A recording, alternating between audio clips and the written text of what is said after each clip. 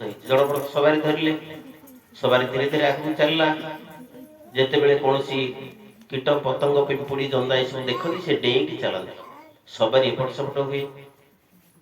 କିଛି ବାଟ ଯିବା ପରେ ରାଜା କହିଲେ, ତମର ଯଦି ଇଚ୍ଛା ନାହିଁ ସବାରି ନେବାକୁ ଏଠି ରଖିଦିଅ, ଏମିତି ଏପଟ ସେପଟ କାହିଁକି କରୁଛ? ଅନ୍ୟ ସେବକ ମାନେ ଭୟଭୀତ ହେଇ କହିଲେ, ମହାରାଜ ଏ ଜଣେ ବ୍ୟକ୍ତି ସେ ଚାଲିଲା ବେଳେ ଗୋଡ଼କୁ ଝୁଣ୍ଟିଲା ଭଳି ଚାଲୁଛି, ତେଣୁ ସବାରି ଏପଟ ସେପଟ ହଉଛି, ଆମେ କିଛି ଭୁଲ କରୁନୁ ଆଜ୍ଞା, ସିଏ ଜଣେ ହଉଛି ଦୋଷୀ।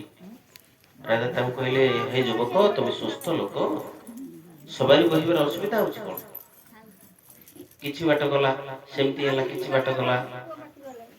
ଜଡ଼ଭରତଙ୍କୁ ଯେତେବେଳେ ରଘୁରାଣ ପଚାରିଲେ, ତମେ ମଣିଷ ଜଡ଼ବତ ଆଚରଣ କରୁଛ, କିଛି ଉତ୍ତର ଦଉନ, ସବାରି ବହିବାର ଅସୁବିଧା ହଉଛି କଣ?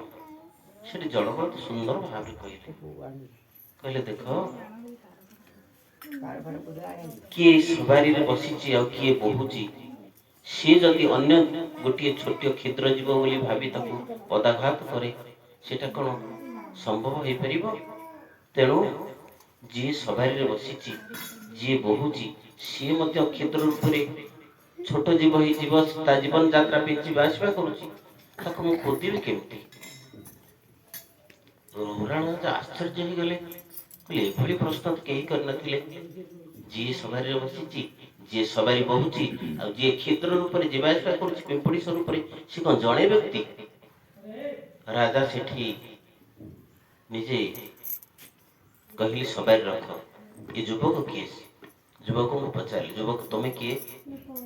ନା ମୁଁ ହଉଛି ଗୋଟିଏ ଯୁବକ, ଆଉ ମୋ ଭାଇମାନେ ମୋତେ ଫସଲର ରକ୍ଷା ପାଇଁ ସନ୍ଧ୍ୟା ସକାଳେ ଜଗିବାକୁ କୁହନ୍ତି।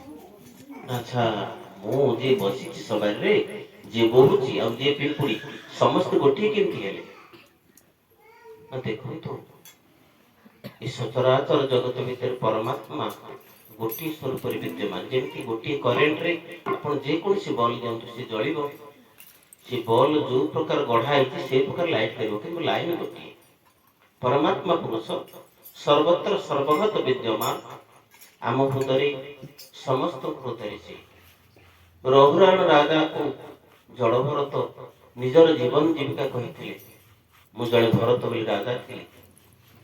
ସାଧାରଣ ଗୋଟିଏ ମୃଗ ପଶୁ, ମୁଁ ସ୍ନାନ କରିବା ସମୟରେ ମୃଗର ମା ଦୌଡ଼ିଗଲା, ସେ ଗର୍ଭବତୀ ଥିଲା, ଛୁଆଟି ଜନ୍ମ କରିଦେଲା, ଏବଂ ମୃଗ ଭୟରେ ଯେତେବେଳେ ନଦୀ ସ୍ରୋତ ପଳେଇ ଯାଇଛି, ନଦୀରେ ଭାସି ଯାଇଛି, ଛୋଟ ଛୁଆଟିକୁ ମୁଁ ଦେଖି ମୋ ଦେହ ସହିଲାରେ ମୁଁ ନେଇ ଆସିଲି, ତାକୁ ପାଳିଥିଲି। କାଳକ୍ରମେ ମୃଗ ଛୁଆଟି ବଡ଼ ହେଇଗଲା, ସେ ମୃଗ ଅନ୍ୟ ମୃଗକୁ ଦେଖିକି ଚାଲିଗଲା। ତାରି କଥା ଭାବି ଭାବି ମୋତେ ମୃଗ ଜନ୍ମ ହେବାକୁ ପଡ଼ିଲା। ସେଇ ମୃଗ ଜନ୍ମରେ କିଛି ଭଗବାନଙ୍କର ଆଶୀର୍ବାଦ ଥିବାରୁ ମୋର ପୂର୍ବଜନ୍ମ ସ୍ମରଣ ହେଲା।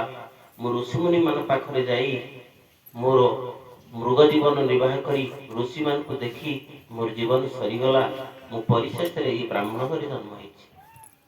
ତେଣୁ ପରମାତ୍ମାଙ୍କର କି ଲୀଳା, ସେ କାହାକୁ କୋଉଠି ଜନ୍ମ ଦିଅନ୍ତି, କାହାକୁ କୋଉଠି ଗଢ଼ନ୍ତି, ଏବଂ ସମସ୍ତ ବିଦ୍ୟମାନ ହେଇ